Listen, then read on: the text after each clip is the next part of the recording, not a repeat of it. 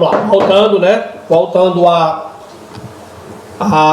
dica 7. Então, não utilize o você para impessoalizar os argumentos. A menina está batendo aqui na porta. Dávila, por favor. Então, ele utiliza para impessoalizar. Vamos lá. O 8º ponto, mantenha uma harmonia no número de linhas, no parágrafo. Só puxar aqui o acento do número, né, que faltou. Então, número de linhas no parágrafo. Pessoal, essa 8ª dica, né, se eu posso dizer assim que é uma dica, é que você ter esse olho que mescle o tamanho do seu texto.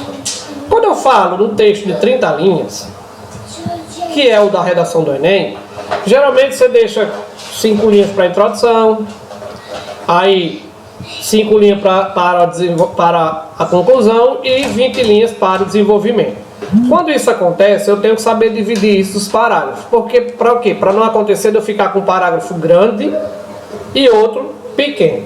Olha o que acontece aqui, ó. O primeiro parágrafo eu tenho só 2 linhas. Já o terceiro, ó, 1, 2, 3, 4. O quarto, 1, 2, 3, 4. E o quinto, o primeiro, 2 linhas. O segundo, 4 linhas. O terceiro, 4 linhas. E o quinto, também 4 linhas. Daqui para cá, o texto está, né, harmônico no número de linhas. Já o primeiro parágrafo aí ele deixou a desejar. Só lembrando, né, vou puxar até a deixa de que não existe um número de linhas pré-determinado para a introdução, para o desenvolvimento e para a conclusão. Até já foi tema das nossas aulas aqui.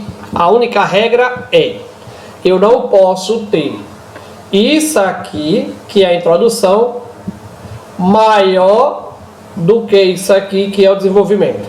E nem a minha conclusão ser maior do que o desenvolvimento também. Essa é a única regra. É a única coisa que não pode. A única coisa que diz lá nos manuais de redação é que o desenvolvimento ele tem que ser maior do que a introdução e maior do que a conclusão. Mas vou chamar a atenção para esse número de linha aí da introdução. Vou só ler ela, depois eu vou passar para a gente olhar como é que ela ficaria com o número de linha parecido. Aí depois a gente lê ela todinha. Ó. A tragédia em Mariana causou imensa degradação ao meio ambiente, tendo em vista a falta de monitoramento da empresa, né, e os danos proporcionados ao Rio Doce pela lama tóxica que continha na represa. Pronto. Então ele foi bem sucinto. Poderia melhorar? Poderia. Olha aqui ela melhorada, ó. Como é que ficaria? Relativo à tragédia de Mariana, é possível afirmar que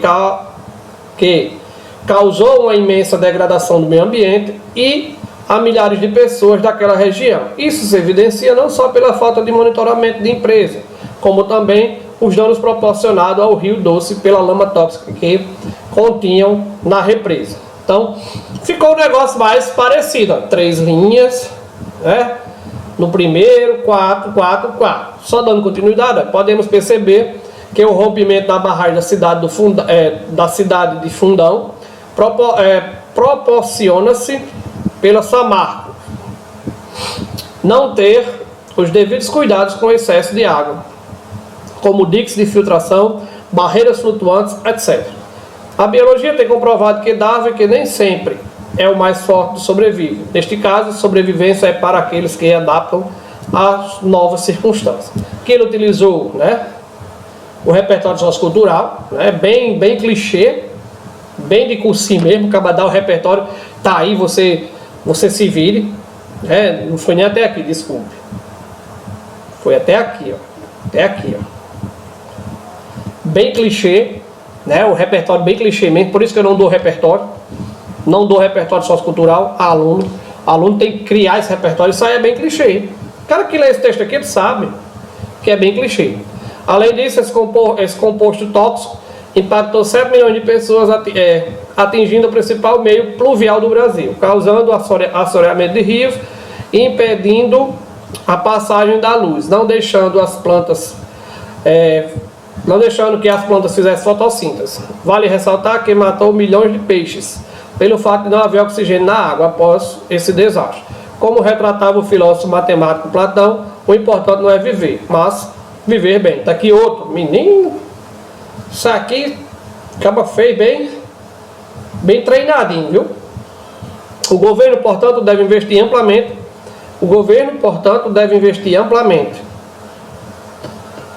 Investir em alarmes nos povoados próximos a barreiras artificiais, a fim de que os habitantes possam ter tempo de fuga. As escolas, por sua vez, precisam apresentar anúncios aos estudantes, para que os jovens não apenas possam conscientizar-se, mas também retratarem sobre esse acidente. Então, só lembrando, viu, tem alguns erros aí, porque o texto eu peguei do jeito que ele estava, do jeito que o aluno fez. Não fui a questão da correção. A correção vem daqui a pouco.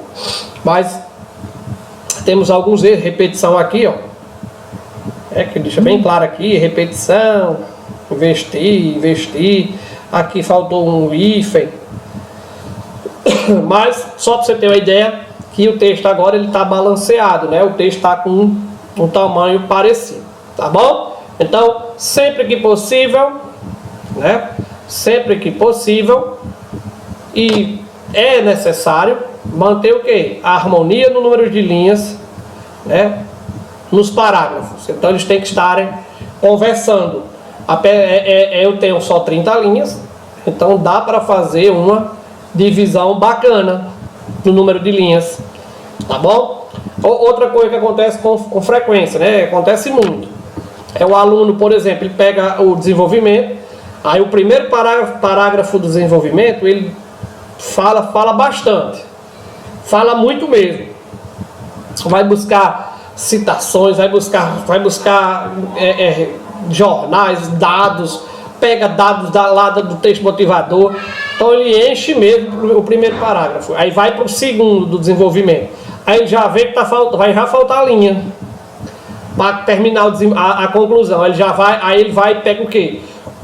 O que ele exagerou no primeiro, ele vai economizar no segundo. Aí lembra da competência que nós falamos semana passada?